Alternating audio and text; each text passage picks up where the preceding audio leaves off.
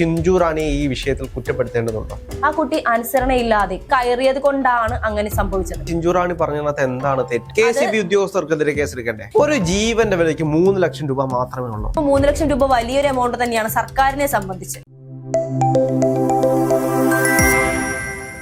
കഴിഞ്ഞ ദിവസമായിരുന്നു തേവലക്കര സ്കൂളിൽ മിഥുൻ എന്ന് പറയുന്ന 8ാം ക്ലാസ് വിദ്യാർത്ഥി ഷോക്കേറ്റ് മരിച്ചൊരു വിഷയം ഉണ്ടായത്.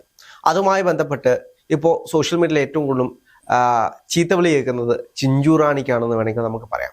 ചിഞ്ചു റാണി ഒരു സൂംബ ഡാൻസിൽ പങ്കെടുത്തതുമായി ബന്ധപ്പെട്ട് വലിയ രീതിയിലുള്ള വിവാദങ്ങളാണ് ഉണ്ടായിരിക്കുന്നത്. യഥാർത്ഥത്തിൽ ചിഞ്ചു റാണി ഈ വിഷയത്തിൽ കുറ്റപ്പെടുത്തേണ്ടതുണ്ടോ?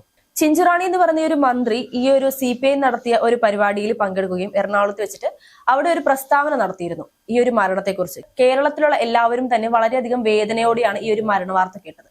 അതേസമയം ഈ ചിഞ്ചു റാണി പറഞ്ഞൊരു പ്രസ്താവന ഇങ്ങനെയായിരുന്നു: ആ കുട്ടി അനുസരണയില്ലാതെ, സുഹൃത്തുക്കൾ പറഞ്ഞു അവിടെ കയറരുത്, മേൽക്കൂരയിൽ കയറരുത് എന്ന് പറഞ്ഞിട്ടും അത് അനുസരണയില്ലാതെ അത് കയറിയത് കൊണ്ടാണ് അങ്ങനെ സംഭവിച്ചത്. ഇല്ലായിരുന്നെങ്കിൽ ഇങ്ങനെ ഒരു ഷോക്കേറ്റ് മരണപ്പെടില്ലായിരുന്നു എന്ന് അവർ പറഞ്ഞിരുന്നു. കൂടാതെ മറ്റു പല നേതാക്കളും ചോദിച്ചൊരു ചോദ്യം ഉണ്ടായിരുന്നു, ഇങ്ങനെ ലൈൻ കമ്പി കൊണ്ട് ഷോക്കേറ്റ് മരണപ്പെട്ടത് കൊണ്ടാണ് KCBയെയും അതുപോലെ തന്നെ ഗവൺമെന്റിനെയും കുറ്റം പറയുന്നത്. ഈ കയറിയ കുട്ടി മുകളിൽ നിന്നും ഉരുണ്ടാണ് താഴെ വീണ് മരണപ്പെട്ടിരുന്നതെങ്കിൽ ആരെ കുറ്റം പറയുമായിരുന്നു എന്നൊരു ചോദ്യം കൂടി അവർ ഉയർത്തുന്നുണ്ടായിരുന്നു. ഈ പറയുന്ന ഈ ഒരു പ്രസ്താവനയും പിന്നീട് അതിന് പുറകെ ആയിട്ട് സൂംബ ഡാൻസ് കളിച്ച് ആഘോഷിക്കുന്ന വീഡിയോയും സോഷ്യൽ മീഡിയയിൽ ഏറ്റവും കൂടുതൽ ഇങ്ങനെ ചർച്ച ചെയ്യപ്പെട്ടപ്പോഴാണ് ഇവർ വിവാദത്തിന് ഇരയായതെന്ന് വേണമെങ്കിൽ പറയാം.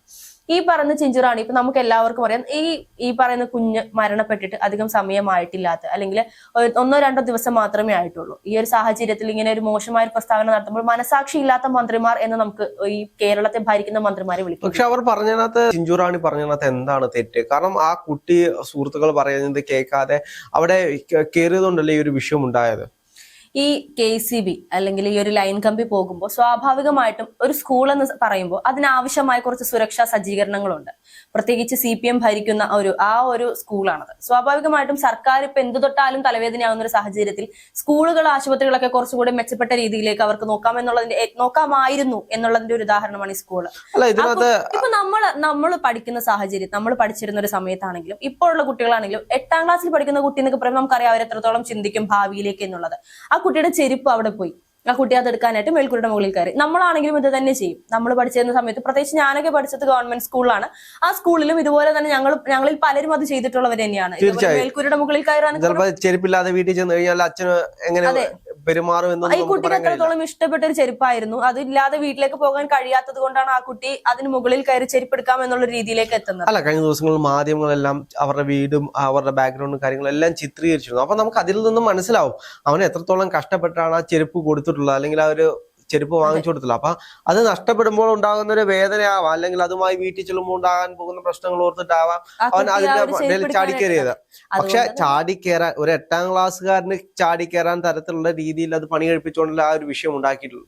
അത് പണി കഴിപ്പിച്ചത് 8ാം ക്ലാസ്സിൽ പഠിക്കുന്ന വിദ്യാർത്ഥി എന്ന് പറയുമ്പോൾ എങ്ങനെ പോലെ 13 വയസ്സുള്ള ഒരു കുട്ടിയായിരിക്കും. ആ കുട്ടി എത്ര ഉയരത്തിലാണെങ്കിലും എങ്ങനെയും കയറും, ചാടിക്കയറും. ഈ പറയുന്ന മുകളിൽ കയറിയതിനു ശേഷം ഷോക്കേറ്റെങ്കിൽ ആ ഒരു ലൈൻ കമ്പി എത്ര ഉയരത്തിലായിരിക്കും എന്നുള്ളതാണ് നമ്മൾ ഏറ്റവും കൂടുതൽ ചോദിക്കേണ്ട ചോദ്യം. കാരണം ആ കുട്ടി കയറുമ്പോൾ സ്വാഭാവികമായിട്ടും അത് എത്ര ഹൈറ്റിലുള്ളതാണെങ്കിലും ആ കുട്ടി കയറണം എന്ന് വിചാരിച്ചെങ്കിൽ അങ്ങനെയാണെങ്കിൽ പിന്നെ എന്തിനാണ് പ്രിൻസിപ്പാളിനെ മാത്രം അല്ലെങ്കിൽ HMനെ മാത്രം സസ്പെൻഡ് ചെയ്തത്? KCB ഉദ്യോഗസ്ഥർക്കെതിരെ കേസെടുക്കണ്ടേ? ഉറപ്പായിട്ടും സർക്കാർ സ്വന്തം ഭാഗം ന്യായീകരിച്ചുകൊണ്ടാണെന്ന് നമുക്ക് പറയേണ്ടി വരും. കാരണം സർക്കാർ അതിനുശേഷം പല മന്ത്രിമാരും പറഞ്ഞ വാക്കുണ്ടായിരുന്നു, ഇവർക്ക് അറിയിക്കാമായിരുന്നു, KCB അറിയിക്കാമായിരുന്നു, അവർ അറിയിച്ചില്ലാത്തത് കൊണ്ടാണ് ഇങ്ങനെ ഒരു അപകടം സംഭവിച്ചത് എന്നൊക്കെ പറഞ്ഞിട്ടാണ് ഈ പറയുന്ന പ്രധാനാധ്യാപികയെ സസ്പെൻഡ് ചെയ്തിട്ടുള്ളത്. അങ്ങനെ പറയുമ്പോൾ ഇവർ ചിന്തിക്കേണ്ട ഒരു കാര്യം, ഈ പറഞ്ഞ KCBയുടെ ഉത്തരവാദിത്തമാണ്. എവിടെയെങ്കിലും ലൈൻ കമ്പി പൊട്ടിയിട്ടുണ്ടോ, അല്ലെങ്കിൽ എവിടെയെങ്കിലും എന്തെങ്കിലും കറണ്ടുമായിട്ട് ബന്ധപ്പെട്ട വിഷയങ്ങളുണ്ടോ? നമുക്കൊക്കെ അറിയാം CCBയിൽ വിളിച്ചാൽ എത്ര തവണ വിളിച്ചാലാണ് അവർ ഫോൺ എടുക്കുന്നത്, അല്ലെങ്കിൽ നമ്മൾ എപ്പോ വിളിക്കുമ്പോഴും LDF ഭരിക്കുന്ന ഒരു സ്കൂളാണ്. അപ്പൊ CPM ആണ് ഇവിടെ മുഴുവൻ കാര്യങ്ങളും കൈകാര്യം ചെയ്യുന്നത്. നമ്മൾ എന്തൊക്കെ പറഞ്ഞു കഴിഞ്ഞാല് അപ്പൊ അവര് വിളിച്ചെനക്ക് അവിടുത്തെ KCBക്കാർ വന്നിട്ടില്ല എന്ന് പറഞ്ഞു കഴിഞ്ഞാല് പിന്നെ എന്തിനാണ് അവർ അവിടെ ഭരിക്കാൻ നിൽക്കുന്നത്? അത് അവര് പറയുന്നതല്ലേ, അവര് വിളിച്ചിരുന്നോന്ന് നമുക്കറിയില്ല. ഈ പറഞ്ഞ CPM ഭരിച്ച അങ്ങനെ വിളിച്ചിട്ട് KCB വന്നിട്ടില്ലെങ്കിൽ അവർക്കെതിരെ അന്നേരം നടപടി എടുക്കണ്ടേ? അതെ, എടുക്കണമായിരുന്നു. അവരത് ചെയ്യാത്തത്, ഇവര് വിളിച്ചില്ല എന്നാണ് പറയുന്നത്.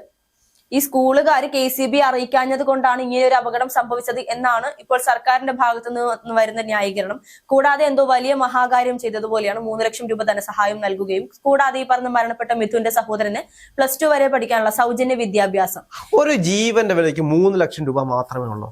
ഒരു കുട്ടിയുടെ ജീവന്റെ വിലയ്ക്ക് 3 ലക്ഷം രൂപയേ ഉള്ളൂ. 3 ലക്ഷം രൂപ നൽകിയത് തന്നെ വലിയ കാര്യമെന്ന് നമ്മൾ പറയേണ്ടി വരും. കാര്യം കോട്ടയം മെഡിക്കൽ കോളേജ് ഇടിഞ്ഞു വീണ് മരിച്ച നമ്മളെല്ലാവരും കണ്ടതാണ്. ബിന്ദു മരണപ്പെട്ട സമയത്ത് അവർക്ക് സർക്കാർ നൽകിയത് 50,000 രൂപയാണ്. അങ്ങനെ നോക്കുമ്പോൾ 3 ലക്ഷം രൂപ വലിയൊരു എമൗണ്ട് തന്നെയാണ് സർക്കാരിനെ സംബന്ധിച്ച്. അല്ല, എനിക്ക് തോന്നുന്നു ഇപ്പൊ സാധാരണപ്പെട്ടവന് വെളിയിലേക്ക് ഇറങ്ങാൻ കഴിയാത്തൊരു സാഹചര്യമാണ്. കാരണം ഒരു സാധാരണപ്പെട്ട ഒരാള് വെളിയിലേക്ക് ഇറങ്ങുകയാണെങ്കിൽ റോഡിലെ പട്ടികളുടെ ശല്യം കൊണ്ട് പട്ടി കടിച്ചു മരിക്കുന്നു, അല്ലെങ്കിൽ റോഡ് മൊത്തം കുഴികളാണ്, റോഡിലെ കുഴിയിൽ വീണ് മരിക്കുന്നു. കഴിഞ്ഞ ദിവസം വാർത്ത ഉണ്ടായിരുന്നു, റോഡിൽ വീണ് ഒരു യുവാവ് മരിച്ചതുമായി ബന്ധപ്പെട്ട് റോഡിലെ കുഴിയിൽ വീണ് കുഴിയിൽ നിന്ന് ബൈക്ക് മറിഞ്ഞ് ബസ്സിൽ വന്നു കയറി മരിക്കുന്നൊരു സാഹചര്യം ഉണ്ടായി. അങ്ങനെ ഒരു ഗുരുതര അവസ്ഥയിലേക്കാണ് പോകുന്നതെങ്കിൽ ആശുപത്രിയിലേക്ക് കൊണ്ടുപോയി കഴിഞ്ഞാൽ കെട്ടിടം ഇടിഞ്ഞ് വീണ രോഗികൾ മരിക്കുന്നു. ഒന്ന് ആലോചിച്ച് നോക്കൂ, ആശുപത്രിയിലാണ് കെട്ടിടം ഇടിഞ്ഞ് വീണ ആളുകൾ മരിക്കുന്നു. കഴിഞ്ഞ ദിവസമായിരുന്നു കോഴിക്കോട് മെഡിക്കൽ കോളേജിൽ നിന്നൊരു വാർത്ത വന്നത്. ഗുരുതരമായിട്ട് ഒരാളെ ആശുപത്രിയിലേക്ക് കൊണ്ടുചെന്നപ്പോൾ അവിടെ ബെഡില്ല, ആരെങ്കിലും മരിച്ചെങ്കിൽ മാത്രമേ ബെഡ് കൊടുക്കൂന്ന്. ആ ഒരു അവസ്ഥയിലേക്ക് നമ്മുടെ കേരളത്തിലെ ആരോഗ്യ മേഖല മാറിക്കഴിഞ്ഞിരിക്കുന്നു. ഒരു മെഡിക്കൽ കോളേജിലാണ്, മെഡിക്കൽ കോളേജിൽ ഗുരുതര അവസ്ഥയുമായിട്ട് ചെല്ലുമ്പോൾ പറയുകയാണ്, അയ്യോ ബെഡില്ല, ഈ ബെഡിൽ കിടക്കുന്ന ഗുരുതരമായിട്ട് കിടക്കുന്ന ആരെങ്കിലും മരിച്ചു കഴിഞ്ഞാൽ ബെഡ് തരാം. ഈ ഒരു അവസ്ഥയാണ് കേരളത്തിലുള്ളത്.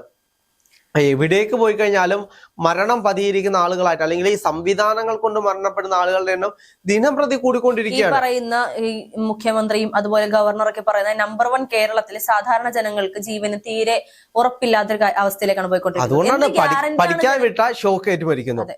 എങ്ങനെയാണ് ഇപ്പൊ കുട്ടികളെ തന്നെ വീട്ടുകാർക്ക് സ്കൂളുകളിലേക്ക് വിടാൻ പേടിയാണ്.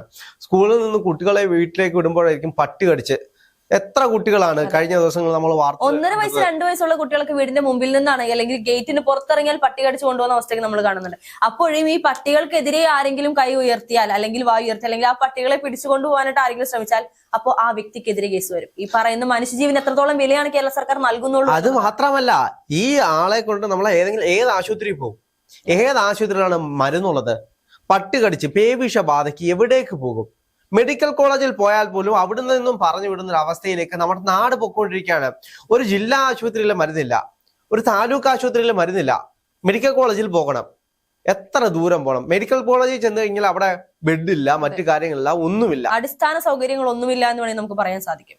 ആ ഒരു അവസ്ഥയിലേക്ക് ഇപ്പൊ സർക്കാരിന്റെ, ഇപ്പൊ നമ്മളെ കേരളം ഭരിക്കുന്ന ഈ ഒരു സർക്കാരിന്റെ അവസ്ഥ, ജനങ്ങളിൽ നിന്നും എങ്ങനെ പണം പിരിക്കാം എന്നുള്ളതാണ് അവർ ചിന്തിക്കുന്നത്. അല്ലാതെ ജനങ്ങൾക്ക് എന്ത് സൗകര്യം നൽകണം, അടിസ്ഥാന സൗകര്യം, ആശുപത്രി ആയിക്കോട്ടെ, സ്കൂൾ ആയിക്കോട്ടെ, ഇങ്ങനെയുള്ള കാര്യങ്ങളൊക്കെ ഏറ്റവും പ്രാഥമികമായി മനുഷ്യർക്ക് വേണ്ട സാധനങ്ങൾ അതുപോലും നൽകാൻ ഉറപ്പില്ലാത്ത ഈ ഒരു സർക്കാർ എന്തിനും വീണ്ടും ഭരണത്തിൽ വരണമെന്ന് ആവശ്യപ്പെടുന്നത് നമുക്ക് മനസ്സിലാവും. ഇനി നാളുകളിൽ നമുക്ക് കാണാൻ പോകുന്നത് സ്കൂളിന്റെ കെട്ടിടങ്ങൾ പൊളിഞ്ഞു വീണ് വിദ്യാർത്ഥികൾക്ക് അപകടം പറ്റുന്ന രീതിയിലായിരിക്കാം. പല സ്കൂളുകളും, കേരളത്തിലെ തന്നെ പല സ്കൂളുകളിലും കെട്ടിടങ്ങളെല്ലാം നശിച്ചുകൊണ്ടിരിക്കുകയാണ്. ഒന്ന് മഴക്കാലം കൂടിയാണ്, ഇപ്പൊ ഇളകി വീഴുന്ന സമയമാണ്. ഈ എല്ലാ സ്കൂളുകളും ഒരു അഡ്ജസ്റ്റ്മെന്റിലാണ് കൊണ്ടുപോയിക്കൊണ്ടിരിക്കുന്നത്. കാലഹരണപ്പെട്ട സ്കൂളുകളുടെ എണ്ണം കൂടി വരികയാണ്. അപ്പൊ ഇങ്ങനെയുള്ള സ്കൂളുകളിൽ കുട്ടികൾ പഠിക്കാൻ ചെല്ലുമ്പോൾ എന്താണ്, ഈ കാര്യങ്ങളെല്ലാം ഈ മേലിരിക്കുന്ന ഒരു പാളി ഇളകി എന്നൊരു കുട്ടിയുടെ തലയിൽ വീണാൽ മതി, ആര് ഉത്തരവാദിത്വം പറയും? അന്നും പറയും ഇത് ഒറ്റപ്പെട്ട സംഭവമാണ്. മാത്രമല്ല ആ വീണ് അങ്ങനെ സംഭവിച്ചെങ്കിൽ പറയും ആ കുട്ടി എന്തിനാ അവിടെ ഇരുന്നു. ആ ഒരു സമയത്ത് ചോദിക്കാൻ പോകുന്നത്, ഈ ബിന്ദു മരണപ്പെട്ടപ്പോഴും ചോദിച്ചിരുന്ന അതാണ്, ബിന്ദു എന്തിനാണ് ആ ഒരു കെട്ടിടത്തിൽ പോയത് എന്നൊരു ചോദ്യം പല കോണിൽ നിന്നും ഉയർന്നിരുന്നു. അതുപോലെ തന്നെയായിരിക്കും ഈ ഒരു കുട്ടിയുടെ കാര്യത്തിൽ എന്തിന് മേൽക്കൂരയുടെ മുകളിൽ കയറി. അതുപോലെ ആയിരിക്കും ഇനി എന്തൊരു അപകടം സംഭവിച്ചാലും മരണപ്പെടുന്ന വ്യക്തിയിൽ കുറ്റം ചാർത്തിക്കൊണ്ട് സ്വന്തം മുഖം രക്ഷിക്കുന്ന ഒരു രീതിയാണ് ഇനി സർക്കാർ ഇനിയും സർക്കാർ എപ്പോഴും ക്യാപ്സ്യൂളുകളുടെ രാജകുമാരന്മാരാണല്ലോ. എന്ത് വിഷയമാണെങ്കിലും അതിന് കൃത്യമായിട്ടുള്ള ക്യാപ്സ്യൂളുകളുള്ള ഒരേ ഒരു പാർട്ടി CPM തന്നെയാണ്.